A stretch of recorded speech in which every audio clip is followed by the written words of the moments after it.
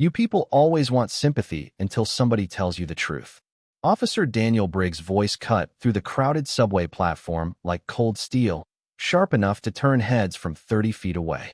The evening rush at Jackson Station slowed almost instantly. Commuters near the turnstiles paused mid-step.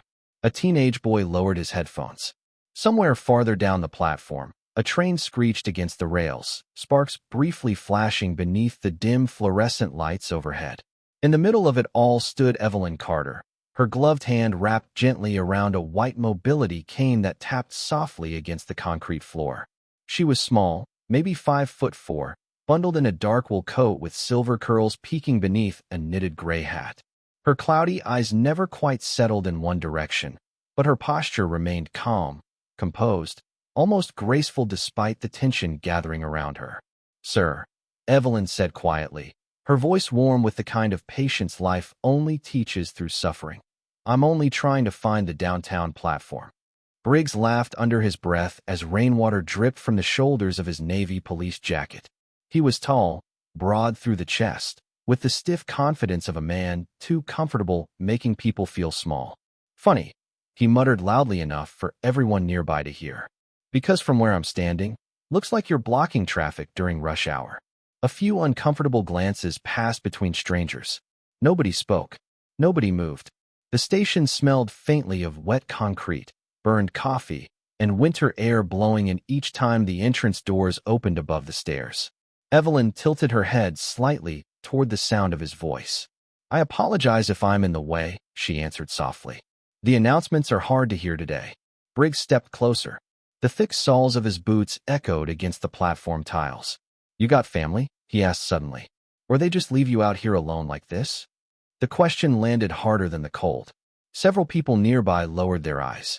Evelyn's fingers tightened slightly around the handle of her cane, but her expression never changed. "My son told me. This city was becoming cruel again," she said quietly. "I just didn't want to believe him." Something about the sentence seemed to irritate Briggs instantly. His jaw flexed. "Yeah," he replied. "Well, maybe your son should come babysit you himself." A nervous chuckle came from somewhere in the crowd before dying almost immediately. Evelyn lowered her head just slightly. "He worries about me enough already." Briggs looked around at the watching faces, feeding on the attention now gathering around him.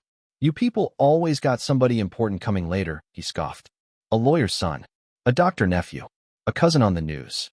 He pointed toward the yellow safety line near the tracks. "Move back before you hurt yourself." Evelyn carefully shifted one step backward, the tip of her cane tapping twice against the platform. Tick, tick. Small sounds. Fragile sounds. Human sounds. But Briggs suddenly reached forward and grabbed the cane near the center. Several people gasped instinctively. Evelyn froze immediately, both hands tightening around empty air for a brief second before finding only cold space where her cane had been.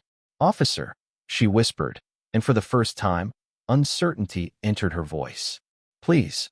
Briggs held the white cane loosely in one hand while staring at it with open contempt. "You know how many scams I see down here every week?" he asked the crowd instead of her. "Half these people fake injuries for attention." "Sir," Evelyn repeated carefully, "that cane is how I see the world." The station fell strangely quiet after she said it. Even the distant rumble of the tracks seemed smaller somehow. Briggs stared at her another second, then smirked without warmth. "Maybe it's time you learned how the world really works." And before anyone fully realized what he was doing, he gripped the white cane with both hands and bent it sharply across his knee. The crack echoed across the subway platform louder than the arriving train. The broken pieces clattered across the concrete near the yellow safety line, white plastic rolling beneath the harsh station lights, while the arriving train thundered into the platform with a blast of wind that lifted the edges of Evelyn Carter's coat. Nobody moved at first. The sound of the cane breaking seemed to hang in the air longer than it should have, suspended above the crowd, like something shameful nobody wanted to claim ownership of. Evelyn stood perfectly still, both hands slightly raised in front of her, as though her body was still searching for the support that had vanished from her grasp. The train doors opened with a metallic hiss beside her, but not a single passenger stepped off immediately. Even strangers inside the cars could feel the tension waiting on the platform. Officer Daniel Briggs casually tossed one half of the broken cane toward a nearby bench. There, he muttered. Now you can stop blocking everybody's night. A woman in a red scarf covered her mouth quietly. A teenage boy holding a basketball lowered his phone after recording the entire thing. Near the ticket machines, an older black man shook his head slowly under his breath but kept walking. Years in the city had taught him what happened to people who challenged the wrong officer in public. Evelyn finally bent down carefully, one gloved hand reaching toward the cold floor beneath her shoes. Her fingertips brushed empty concrete first, then dirt, then the sharp edge of fractured plastic. She inhaled softly at the contact, but said nothing. Not one complaint, not one angry word, just silence. Briggs watched her with folded arms, the leather on his duty belt creaking as he shifted his weight. You should probably head home, he said flatly. This station is not a shelter. Evelyn slowly gathered one broken piece of the cane against her chest. The movement exposed the sleeve of her coat slightly, revealing thin fingers stiffened by age and winter cold. I was trying to get to St. Mary's Hospital, she answered quietly. I volunteer there on Thursdays. Briggs rolled his eyes. Sure you do. Another train announcement crackled overhead, distorted through old speakers. Uptown service delayed. Track maintenance near Lexington Avenue. The voice faded into static afterward. Evelyn carefully reached for the second half of the cane, but it had slid several feet away beneath a metal bench. Before she could search farther, a young Hispanic girl around 10 years old stepped forward from beside her mother and picked it up first. The child held it gently with both hands like something sacred. Here, ma'am, she whispered. Her mother immediately grabbed her shoulder. Sophia, she warned under her breath, eyes darting nervously toward Briggs. But Evelyn smiled softly in the direction of the little girl's voice anyway. Thank you, sweetheart. The child hesitated before placing the broken piece carefully into Evelyn's waiting hands. Briggs scoffed loudly. Unbelievable. He glanced around the station, clearly irritated now that people were openly staring at him. Everybody acts like I committed some kind of crime. A businessman near the stairs finally spoke without turning around fully. You broke a blind lady's cane, officer. Briggs immediately straightened. Mind your business. The man raised both hands and disappeared into the crowd without another word. The station fell quiet again except for the low electric hum of fluorescent lights overhead. Evelyn slowly rose to her feet, clutching the broken cane pieces against her coat. She looked fragile standing there beneath the cold white lights, but somehow not defeated. There was still dignity in the way she held her chin, still calm in the way she breathed. Briggs noticed it too, and somehow that seemed to bother him more than anger would have. You got somebody coming for you or not? He asked sharply. Evelyn nodded once. Yes, she answered softly. My son always comes when I need him. Briggs smirked without warmth and adjusted the radio on his shoulder. Lady, he said, your son is too late. The words barely left Evelyn Carter's mouth before a cold gust of wind rolled down the subway tunnel, carrying the sharp smell of rain and steel across the platform. Somewhere overhead, thunder rumbled softly beyond the city streets, muted beneath layers of concrete and traffic. Officer Daniel Briggs glanced toward the station clock mounted above the tracks. 6:38 in glowing red numbers. Rush hour crowds continued moving around them now, but slower than before, quieter too. People pretended not to stare while staring anyway. Hey, young man in a construction vest leaned beside a vending machine, watching Briggs carefully through narrowed eyes. Two college students whispered near the escalator. Even the transit worker inside the glass booth kept looking up from his paperwork every few seconds. Briggs hated that feeling. The feeling that the room had shifted against him without anyone openly saying so. He tugged once at the collar of his jacket and pointed toward the station exit. Listen, he said sharply, lowering his voice just enough to sound controlled again. You need to clear the platform. Evelyn held the broken cane pieces close against her chest. I cannot safely walk alone, she answered calmly. Then call your son. Briggs folded his arms again. Unless he is imaginary too. A few people nearby exchanged uncomfortable looks. Evelyn lowered her head slightly at the comment, but her expression stayed gentle somehow, untouched by bitterness.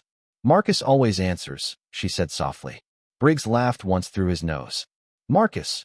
He repeated the name like it amused him. What is he? Another activist with a podcast. The teenage boy with the basketball frowned openly now. Come on, man, he muttered under his breath. Briggs immediately turned. You got something to say? The boy looked away fast. Silence again. Thick silence. The fluorescent lights overhead flickered faintly, buzzing like tired insects trapped above the station. Evelyn slowly reached inside her coat pocket with careful fingers and removed an older cell phone with worn edges and tiny raised stickers on several buttons. Accessibility markers. Her hands trembled slightly from the cold as she searched across the keypad by touch alone. Briggs watched her with open impatience. You know what your problem is? He asked suddenly. People stop telling the truth. Everybody acts helpless because the city rewards it.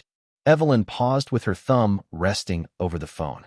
No, officer, she replied quietly. Helplessness is when nobody sees your pain and decides it does not matter. The sentence hit harder than shouting would have. Briggs looked away first. Down the platform, the sound of footsteps echoed quickly against tile. Heavy footsteps. Purposeful. A transit officer appeared briefly near the staircase entrance, looked toward Briggs and the growing crowd, then hesitated before turning back the other direction. Nobody wanted involvement. Nobody wanted paperwork. Evelyn finally pressed the call button and lifted the phone carefully toward her ear. The line rang once, then twice. Then a man answered immediately. Mom. His voice was deep, steady, alert in the way people sound when they already sense something is wrong before hearing it. Evelyn smiled faintly at the sound. Marcus, she said softly. I am sorry to bother you. Briggs rolled his eyes dramatically and began pacing a few feet away while pretending not to listen. You are never a bother, Marcus answered. Where are you? Evelyn hesitated just long enough for Marcus to notice.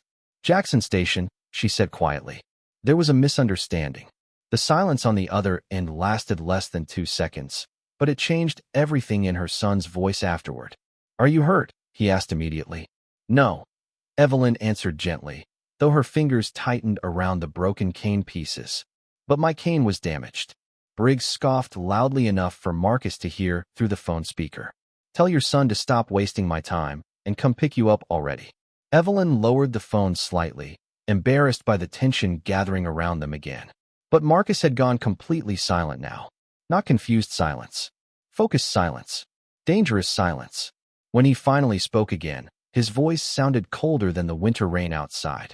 Mom, he said carefully, who broke your cane? The question lingered through the phone speaker like a pressure wave moving across the platform. Evelyn Carter lowered her head slightly, her silver curls trembling faintly beneath the knitted hat as another train roared somewhere deeper in the tunnel system below the city. For a moment she did not answer. Her fingers tightened carefully around the broken pieces of the white cane pressed against her coat. Around her, strangers listened without pretending not to anymore. The woman in the red scarf had stopped walking completely now. The teenage boy still held his phone at chest level, recording in silence. Even the station announcer's distorted voice overhead seemed distant compared to the tension gathering near the yellow safety line. Mom, Marcus repeated through the speaker, calmer this time, but somehow even more intense. Who broke your cane? Evelyn inhaled softly before answering. It was an officer, she said gently. But I do not want trouble. Briggs threw his hands into the air with exaggerated disbelief. Oh my God, he muttered loudly. Here we go. He stepped closer again, boots striking sharply against the concrete. Tell your son the truth. You were obstructing commuters and refusing instructions. Marcus spoke immediately. Sir, who are you? Briggs smirked toward the phone. Officer Daniel Briggs, Transit Division. And your mother is fine, so you can relax. There was a brief pause. Small. Controlled. Then Marcus answered with chilling politeness. Officer Briggs, my mother is blind. Briggs shrugged openly even though Marcus could not see him. And the word hit the station harder than shouting could have. Several people looked at one another in disbelief. The little girl, named Sophia, tightened her grip around her mother's sleeve. Evelyn immediately raised her voice slightly, not angry, only pleading. Marcus, please, she said softly. Do not come upset. But Marcus no longer sounded distracted or emotional. He sounded precise now, like someone mentally assembling pieces into place one detail at a time. Mom, he asked carefully, are you standing near the northbound platform? Evelyn nodded instinctively before remembering He could not see her. Yes. Stay exactly where you are. Briggs laughed under his breath. What is he going to do? Sue the subway. No one laughed with him this time. The silence after his joke felt long and uncomfortable beneath the fluorescent lights. Marcus finally spoke again. Officer Briggs. Yeah. You said your full name and division on a recorded public line. Briggs glanced around suddenly. Phones. At least 6 of them pointed loosely in his direction now. One woman quickly lowered hers when he noticed. Another did not. Marcus continued calmly. That was either confidence or a mistake. We are about to find out which. Briggs' expression hardened immediately. Listen here, he snapped toward the phone. You do not threaten me because your mother got emotional in a train station. Evelyn closed her eyes briefly at the rising tension. Marcus, she whispered again, please. But her son's voice softened only for her. Did he frighten you? He asked quietly. Evelyn hesitated. No, she answered after a moment. But he embarrassed me. Something changed in the silence that followed. Not louder, not dramatic, colder. Across the tracks, another train slid past slowly, its windows flashing light across the platform in quick silver streaks that moved over faces like camera flashes. Briggs shifted his stance for the first time with visible discomfort. I am done standing here arguing with people, he muttered. Ma'am, either leave the station or I will escort you out. Evelyn lowered the phone slightly against her coat. I cannot navigate safely without my cane. Briggs pointed impatiently toward the escalators. Then wait for your miracle, son. And then a new sound entered the station. Not the trains. Not the rain overhead. Engines. Multiple engines. Deep and smooth. Expensive. The sound echoed faintly from street level above the subway entrance.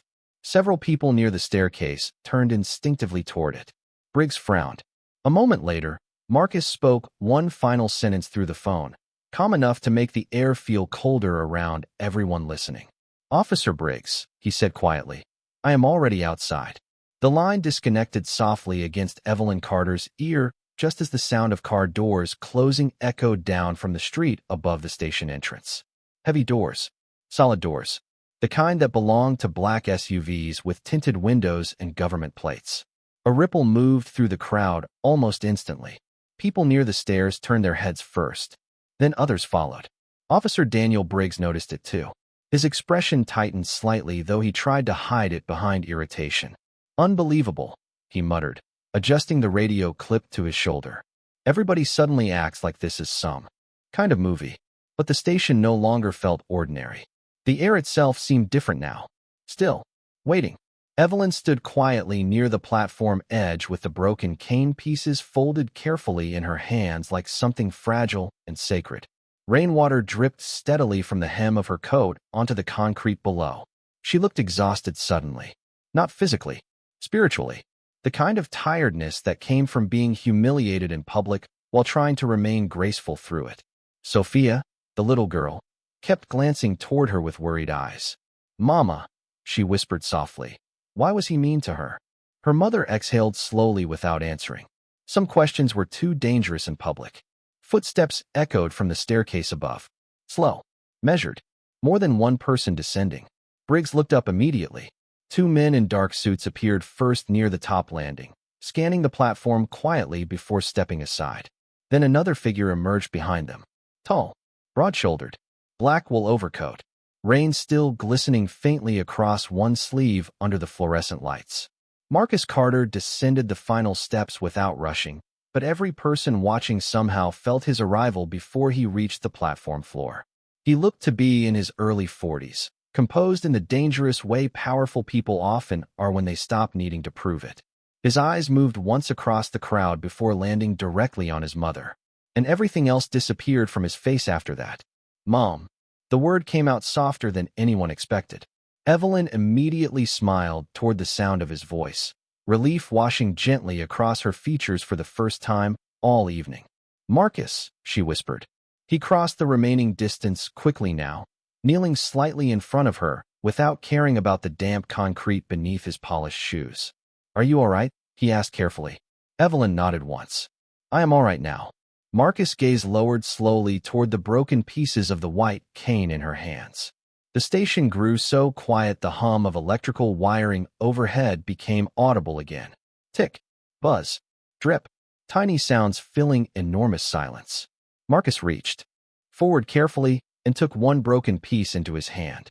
His jaw tightened almost invisibly as his thumb moved across the fractured edge. "Who did this?" he asked, though his voice suggested he already knew the answer. Briggs stepped forward immediately with forced confidence. "I did," he answered. "And your mother was obstructing commuters and refusing instructions." Marcus rose slowly to his full height and turned toward him. No anger, no shouting. Somehow that made it worse. Briggs folded his arms automatically. "You got a problem with how I handled it. You can file a complaint like everybody else." One of the suited men near the stairs exchanged a glance with the other. Marcus stared at Briggs for several long seconds before speaking. "Officer Daniel Briggs," he said calmly. "Transit Division." Briggs frowned slightly. "Yeah." Marcus nodded once. "Thank you." The response confused everyone nearby. Even Briggs blinked once at it. Marcus carefully removed a slim black wallet from inside his coat and opened it with controlled precision. Gold lettering reflected briefly beneath the station lights. Several people nearest the platform leaned slightly forward, trying to see. Briggs looked down casually at first. Then his expression changed. Not dramatically, just enough. His shoulders stiffened before he could stop them from doing it.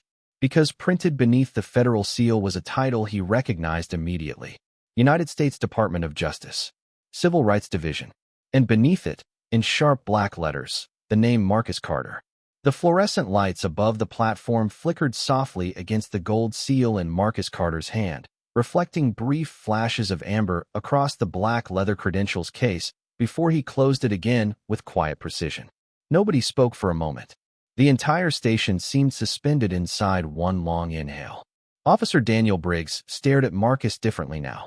The arrogance had not disappeared completely, but something underneath it had cracked. Uncertainty. The two suited men standing near the staircase remained motionless, hands folded in front of them, their eyes calmly observing everything. Somewhere behind the crowd, a subway train pulled away from the station with a low metallic groan, leaving behind vibrating rails and warm wind rolling through the tunnel. Evelyn Carter stood quietly between the two men, still holding the broken cane pieces against her chest. Marcus looked back at her first. Always her first. "Did he touch you?" he asked softly. Evelyn shook her head immediately. "No." Marcus nodded once, relieved in a way only a son could understand. Then his eyes lowered again toward the fractured white cane in her hands. The station lights reflected faintly across the jagged break near the center. This was custom fitted for her balance and mobility. Marcus said calmly, finally turning back toward Briggs. "You do understand that, correct?" Briggs swallowed once before answering. "Look, she was causing congestion during rush hour. I was trying to control the situation." Marcus tilted his head slightly. "By destroying the device a blind woman uses to navigate safely?" Briggs opened his mouth, then closed it again. The teenage boy near the vending machine quietly lowered his phone for the first time in nearly 10 minutes. Nobody wanted to miss what happened next, but suddenly recording it felt heavier somehow. More serious. Briggs shifted his weight again, leather creaking softly along his duty belt. "You people always make assumptions without context," he muttered defensively. Marcus' expression never changed. "Context matters deeply to me, Officer Briggs. It is literally my profession." Rain tapped faintly against the street grates overhead now, soft and rhythmic above the distant hum of city traffic. Drip, drip, drip. Evelyn slowly reached out and rested one hand gently against Marcus' wrist. The movement instantly softened something in his posture. "Marcus," she said quietly, "do not humiliate him." Several people nearby looked at her in disbelief. Even Briggs blinked slightly at the words. Evelyn lowered her head a little, her cloudy eyes unfocused beneath the station lights. "Pain does not improve people," she whispered.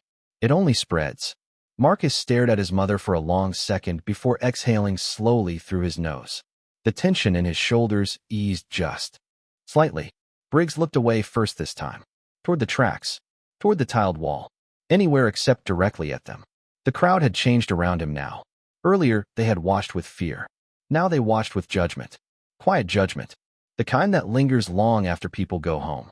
A transit supervisor finally hurried down the stairs carrying a tablet and radio, visibly nervous after hearing reports from above. The moment he recognized Marcus Carter, His face drained slightly of color. "Sir," he said carefully, "we were not aware you were here." Marcus barely glanced toward him. Clearly, the supervisor swallowed hard and turned immediately toward Briggs. "Officer, perhaps we should step upstairs and discuss this privately." But Marcus shook his head once. "No," the single word stopped everyone.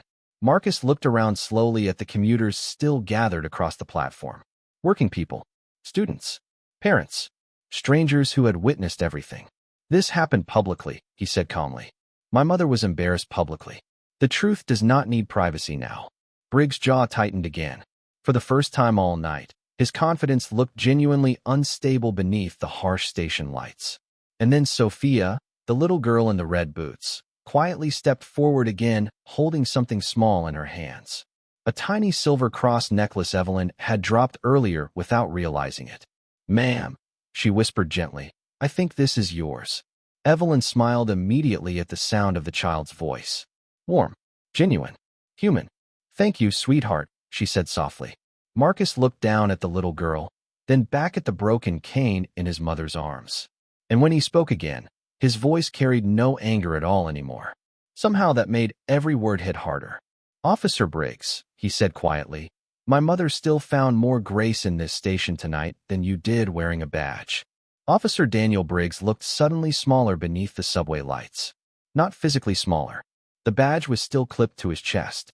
The radio still rested against his shoulder. The dark navy uniform still carried the authority he had worn proudly all evening. But something in the station had shifted beyond his control now. The crowd no longer watched him with caution. They watched him with clarity. Quiet clarity. The kind that strips away excuses. Rainwater dripped steadily from the edge of the staircase above, tapping against the concrete in slow, uneven rhythms, while the transit supervisor stood frozen beside the ticket machines, gripping his tablet too tightly.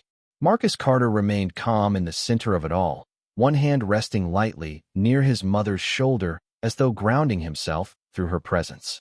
Evelyn Carter still held the broken cane pieces gently against her chest. She had not raised her voice once, had not insulted anyone, had not demanded revenge. And somehow that made the humiliation surrounding Briggs feel heavier with every passing second. Briggs exhaled sharply and rubbed a hand across his jaw. "Look," he muttered, no longer speaking to the crowd now, only trying to escape the weight pressing against him from every direction. "Things got heated. I was trying to manage the platform." Marcus tilted his head slightly. "By humiliating a blind woman?" Briggs looked away again. "I did not know." He stopped himself too late. Marcus' eyes narrowed just slightly. "You did not know what?" Silence. Briggs swallowed once. The fluorescent lights buzzed overhead. Somewhere down the tunnel, a train horn echoed faintly through the dark underground tracks. Briggs shifted his weight again before speaking quieter this time. "I did not know who she was." The sentence landed softly, but the ugliness inside it spread instantly through the station. Several people lowered their eyes. The woman in the red scarf shook her head slowly beneath her breath. Marcus stared at Briggs without blinking. "That is the problem," he answered calmly. "You believed her dignity depended on her status." Briggs opened his mouth again, but no words came out. Evelyn slowly reached for Marcus' hand beside her. "Son," she whispered gently. "Enough."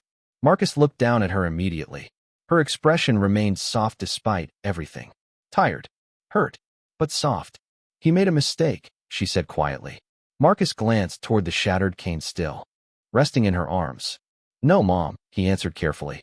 "A mistake is stepping on someone's foot by accident. This was a decision." Briggs' face tightened at the words. For the first time that night, shame became visible on him. Real shame. Not fear of consequences. Not fear of cameras. Something older. Deeper. He looked toward Evelyn slowly, and when he finally spoke, his voice sounded rough around the edges. "Ma'am," he said quietly, "I should not have done that." The station remained completely silent. Evelyn turned her cloudy eyes gently toward the sound of his voice.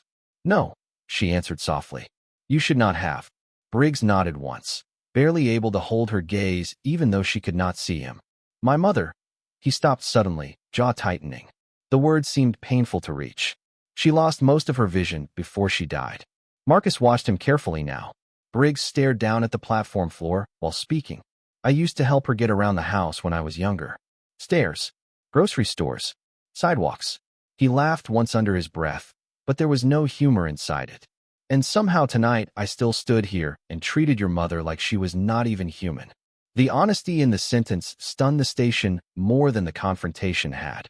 Evelyn's fingers tightened gently around the broken cane pieces. Pain changes people, she whispered. Sometimes into something kinder, sometimes into something colder. Briggs closed his eyes briefly. The sound of dripping rain filled the silence again. Drip, drip, drip. Marcus studied the officer for several long seconds before finally speaking again. The cameras recorded everything tonight, he said calmly. So will the investigation that follows. Briggs nodded once without argument. I understand. Marcus looked toward the teenage boy still holding his phone nearby, then toward the frightened little girl in the red boots standing beside her mother, then back toward Briggs. Good, he answered quietly. Because this station was full of people who needed to see whether accountability still exists. The station slowly began breathing again after several long minutes of silence. People shifted their weight. Train arrived and departed without anyone near the center platform moving to board it. Rain continued tapping faintly through the street grates overhead, while warm tunnel air drifted across the concrete, carrying the smell of wet metal and electricity. Officer Daniel Briggs stood near the yellow safety line with his hands resting awkwardly at his sides now, no longer looking like the loud, confident man who had controlled the platform earlier that evening. The transit supervisor quietly stepped aside to answer a radio call near the stairwell, his voice low and nervous. Marcus Carter remained beside his mother, one hand lightly supporting her elbow while the broken cane rested across his other arm. Evelyn Carter tilted her head slightly toward Briggs again, listening not to his words anymore, but to the silence behind them. You loved your mother very much, she said softly. Briggs looked startled by the statement. He nodded once after a moment. Yeah, he answered quietly. I did. Evelyn smiled sadly. Then somewhere along the way, life taught you to stop seeing people as someone else's family. Briggs lowered his eyes immediately. The sentence struck deeper than the public embarrassment ever could. The little girl, named Sophia, still stood nearby watching everything unfold with wide, solemn eyes beneath the bright station lights. Her mother gently rested a hand against her shoulder now, no longer trying to pull her away from the scene. Marcus looked toward Briggs carefully. The investigation will move forward, he said calmly. That is not negotiable. Briggs nodded again without resistance. I understand. Marcus studied him another moment before continuing. But what happens after consequences is your choice. Briggs frowned slightly. Marcus shifted the broken cane pieces in his hand and glanced toward the people still gathered around the station. Most people never become monsters all at once, he said quietly. It happens in layers. One cruel decision at a time. One moment where power feels easier than compassion. The fluorescent lights buzzed softly overhead. Tick, buzz, drip. Tiny sounds filling the space between difficult truths. Briggs rubbed a hand slowly across the back of his neck. You think I am a bad person? Marcus answered honestly. I think tonight you became someone your younger self would not recognize. The words settled heavily across the platform. Briggs stared down toward the concrete floor for several seconds before finally speaking again. My mother used to tell me the exact same thing, he admitted quietly. She said bitterness changes how you look at people. Evelyn nodded gently. She was wise. One of the suited men near the stairs stepped forward carefully and handed Marcus a folded umbrella from inside his coat. Marcus thanked him quietly before opening it beside his mother, even though they were still underground. Habit. Protection. Love. Evelyn reached out slowly until her fingers brushed the fabric sleeve of Marcus' overcoat. You came quickly, she whispered. Marcus smiled faintly for the first time that evening. You always came quickly for me, too. The station softened somehow after that. The tension did not disappear, but it changed shape. Less like confrontation, more like exhaustion after a storm. Briggs looked toward Evelyn one final time. Ma'am, he said carefully, I know saying sorry does not fix this. Evelyn turned toward him gently. No, she answered, but meaning it matters. He swallowed once and nodded. Nearby, Sophia quietly tugged on her mother's sleeve again. Mama, she whispered, is the blind lady going to be okay? Evelyn heard her immediately and smiled warmly in the child's direction. Yes, sweetheart, she answered softly, because kindness still showed up. Marcus lowered his eyes briefly after hearing those words. Around them, commuters slowly began moving again through the station with quieter faces than before. Some glanced back at Evelyn while passing. Others looked toward Briggs differently now. Not with fear, not even with anger. Just recognition. Recognition that dignity could be broken in seconds and restored only by courage, accountability, and grace. Marcus carefully offered his arm to his mother. Evelyn accepted it gently, and together they began walking slowly toward the staircase while the broken white cane rested silently between them like evidence of everything the city still needed to learn. 3 weeks later, the city sounded different to Evelyn Carter. Not quieter. Cities never became quiet, but softer somehow. Kinder in small places she had almost stopped expecting kindness to exist. The spring rain had finally passed, leaving behind clean sidewalks that still carried the faint scent of wet pavement beneath the warm afternoon sun. Traffic hummed steadily along Lexington Avenue, while distant sirens echoed somewhere across downtown Chicago, fading beneath the rustle of trees lining the park outside St. Mary's Hospital. Evelyn sat beside a fountain near the hospital entrance wearing a cream-colored coat and soft gray gloves, her silver curls glowing faintly beneath the sunlight filtering through the branches overhead. In her right hand rested a brand-new white mobility cane. Smooth, strong, unbroken. Tick, tick, tick. The sound moved gently across the stone walkway as she tested its balance beside the bench. Marcus Carter sat next to her in silence, one arm resting across the back of the bench while he watched people pass through the courtyard. Nurses carrying coffee cups, doctors checking phones between shifts, parents leading children toward the pediatric wing. Life continuing forward one ordinary moment at a time. The broken cane from the subway station now rested miles away inside an evidence locker connected to an internal investigation that had spread far beyond one transit platform. News stations had replayed the footage for days. Public hearings followed. Statements, reviews, protests outside City Hall. Marcus had spent nearly every night buried beneath legal files and interview transcripts since then, but Evelyn never once asked him for updates. She already understood something most people never did. Justice was not loud when it was real. It was steady, careful, patient. A breeze moved through the courtyard, stirring the edges of Evelyn's coat. "There is sunshine on the water," she said softly. Marcus smiled faintly beside her. "How do you know?" Evelyn tilted her face toward the fountain. "Because I can hear people smiling." Marcus lowered his eyes briefly, shaking his head with quiet amusement. "You always say things like that.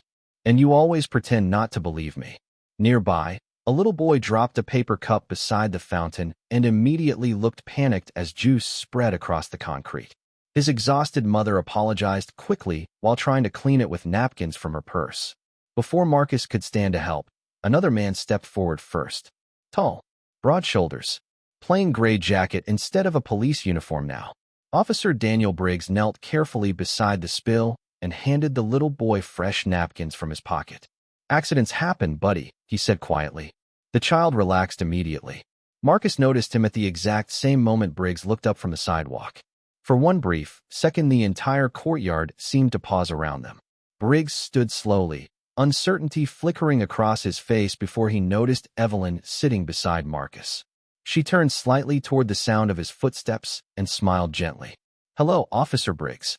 He swallowed once before answering. "Ma'am." His voice sounded different now. Quieter. Less armored. Briggs glanced toward Marcus carefully. "I heard she volunteers here every Thursday," he said awkwardly. Marcus nodded once. "She has for 11 years. Briggs looked down briefly at the ground. "I started volunteering too." Marcus studied him silently. Briggs rubbed one hand against the back of his neck before continuing. "Community outreach. Vision assistance programs mostly." Evelyn smiled softly at that. "Your mother would like that." Briggs blinked quickly and looked away toward the fountain water sparkling beneath the afternoon light. "Yeah," he answered quietly. "I think she would." No one spoke after that.